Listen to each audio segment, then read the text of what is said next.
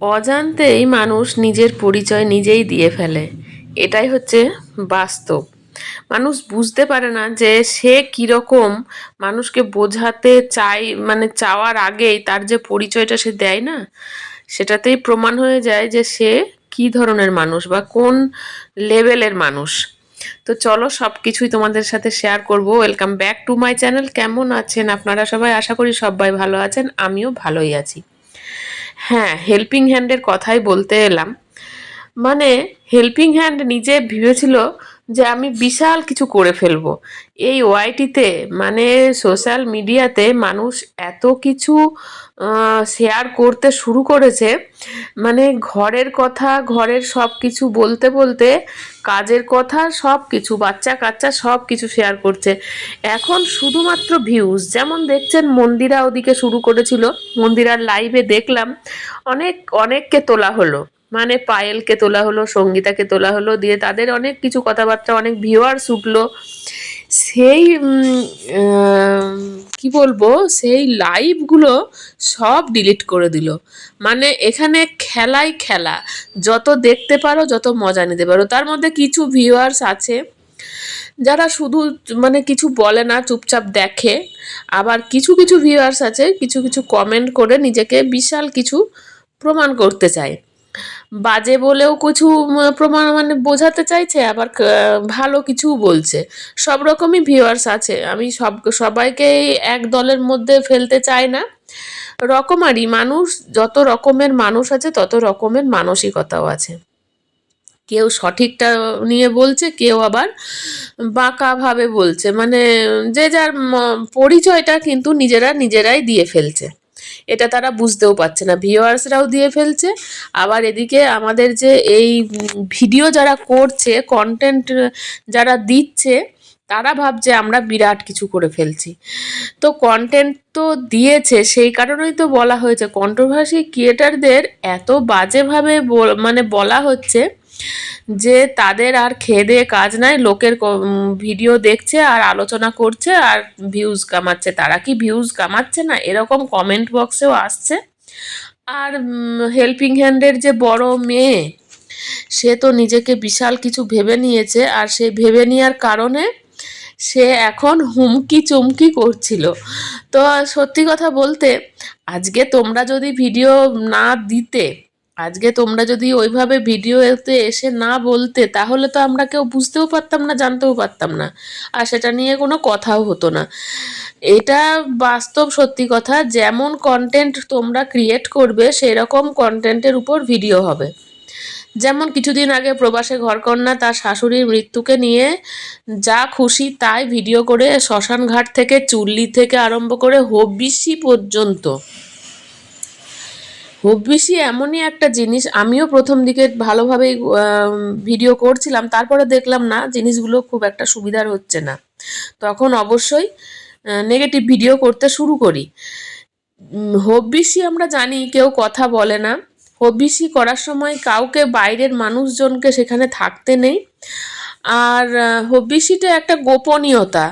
এটা যদি ভেবে নেন যে হ্যাঁ, তাকে সম্মান করানোর জন্য বেশি কথা না বলা, বেশি আলোচনা না করা, বেশি কারো কাছে প্রকাশ না করা, এটা সব কিছুই হচ্ছে সেই মৃত ব্যক্তিটিকে সম্মান জানানো। এটাই মানে আমরা জেনে এসেছি। সেই কারণে বিভিন্ন নিয়মগুলো তৈরি হয়েছে। এই যে ধরুন তাকে সম্মানার্থে তারা ওই কদিন টানা নিরামিষ খাবে, বারবার খাওয়া দাওয়া করবে না। বারবার খাওয়া দাওয়া করবে না কারণ তারও একটা আছে, অতিরিক্ত খাওয়া দাওয়া করলে শরীরের সমস্যা হতে পারে। সেই জন্য খুব হালকাভাবে, মানে সেদ্ধ সেদ্ধ খাওয়া হয় হবিষ্যিতে। তো সব কিছুই অনেক, মানে বললে অনেক কিছুই বলা হয়। তো কন্টেন্ট যেভাবে মানুষ দেবে, ভিডিও তো সেভাবে আসবেই। আজকে প্রবাসিনীকে নিয়ে আমরা কেউ সেভাবে ভিডিও করিনি, কিন্তু সে যখন কন্টেন্ট দিতে শুরু করেছে তখন কিন্তু কেউ চুপ করেছিল না, অনেকেই বলেছে। তো সেই রকম আজকে সৌহার্দ্য অর্পির হেল্পিং হ্যান্ডের কথাই বলছি। হেল্পিং হ্যান্ড কি করলো, নিজে তো মানে কি বলবো, ভাবলো যে আমি বিশাল কিছু পেয়ে গেলাম, একটা নতুন কাজ পেয়েছে।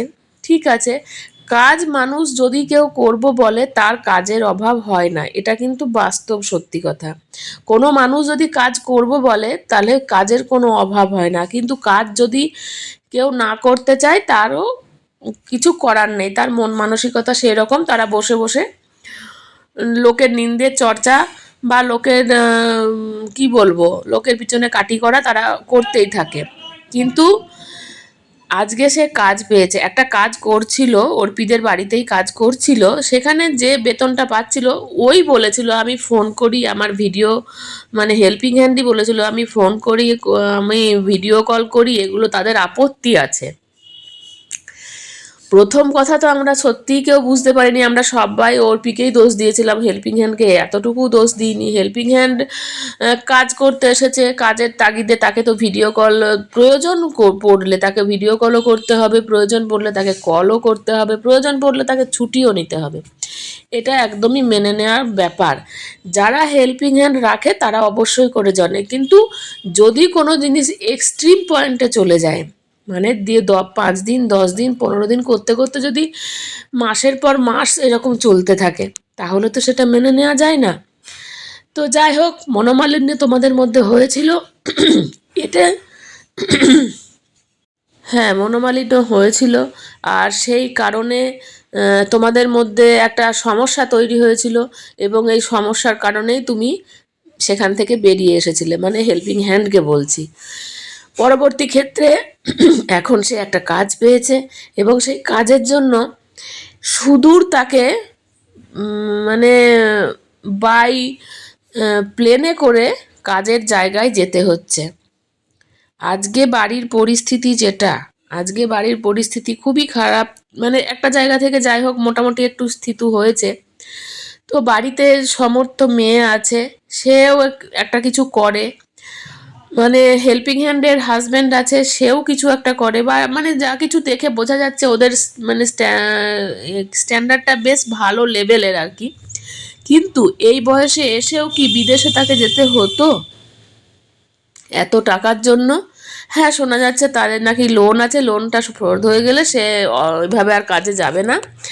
তার মেয়েও বারণ করেছে যে এইভাবে আর তাকে মানে মাকে পাঠানো হবে না।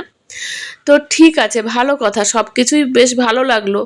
কাজের জন্য অত দূর যাওয়া সেটা তোমাদের মানসিকতা, কিন্তু এটা সত্যিই মেনে নেওয়া যায় না, একটা ওই রকম বয়সী মহিলাকে কাজের জন্য বিদেশে যেতে হলো। আর এখানে কি বলা হচ্ছে, ডবল বেতন, মানে অর্পিদেরকেও এখানে ছোট করা হচ্ছে। অর্পিদেরকে বলা মানে যেখানে অর্পিরা যে বেতন দিত সেই বেতনের থেকে ডবল বেতনে সে ব্যাঙ্গালোরে একটা কাজে যোগ দিয়েছে। সেখানে গিয়েছিল, অর্পিদের বাড়ি গিয়েছিল, অর্পিদের বাড়ি থেকে তার জিনিসপত্র নিয়ে এসেছে, এমনকি বলেছে আসলে এসো। এটা বলে, এই জিনিসটা নিয়ে বলা মানে কি বলবো, বলার কোনো প্রয়োজন নেই। কাজের মেয়েরা যখন বাড়ি থেকে বেরিয়ে যায়, হেল্পিং হ্যান্ড এরকম ধরনের একটু মানে স্টেবলভাবে, তখন কিন্তু এরকম সম্পর্কটাই থেকে যায়, কিন্তু পূর্বের সম্পর্ক আর ফেরত আসে না, এটা কিন্তু মেনে নিতে হবে।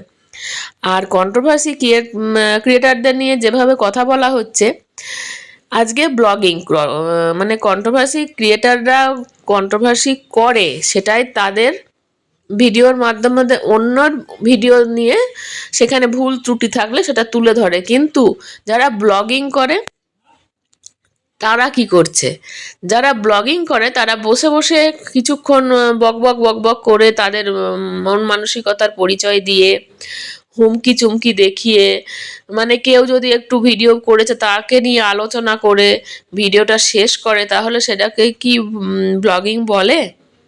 আমার তো জানা নেই। এরকম অনেকেই করছে, যেমন আমাদের MS ফ্যামিলির মন্দিরাও বসে যাচ্ছে বিভিন্ন রকমের কথাবার্তা টপিক নিয়ে, মানে 40-45 মিনিট কি 55 মিনিট 56 মিনিট প্রায় 1 ঘন্টা মতন বক বক বক বক করেই যাচ্ছে। এগুলো তো ব্লগিং নয়, কিন্তু এগুলো তো সেই কন্ট্রোভার্সি করেই যাচ্ছে, সেটাও তো একটা কন্ট্রোভার্সি। সে তো সবার সামনে এসে বসে লোকের কে কি বলেছে, কে কি করেছে, কে আবার ভিডিও কল করেছে, কে কাকে গ্রুপে রেখেছে, কাকে গ্রুপ থেকে বাদ দিয়েছে, মানে চালাকি জোচ্চুরি ছ্যাঁচড়ামি যত রকম আছে সে গল্প শুনিয়ে দিল। আবার এদিকে দেখলাম এই হেল্পিং হ্যান্ডের ফ্যামিলি বসে গেল, মানে মা মেয়েতে বসে গেল কন্ট্রোভার্সি যারা করছে তাদেরকে হুমকি দিতে। কিন্তু ভিডিও তো যেগুলো দেখানো হয়েছে সেগুলোর বাইরে তো আমার তো মনে হয় না কোনো ক্রিয়েটার কিচ্ছু বলেছে।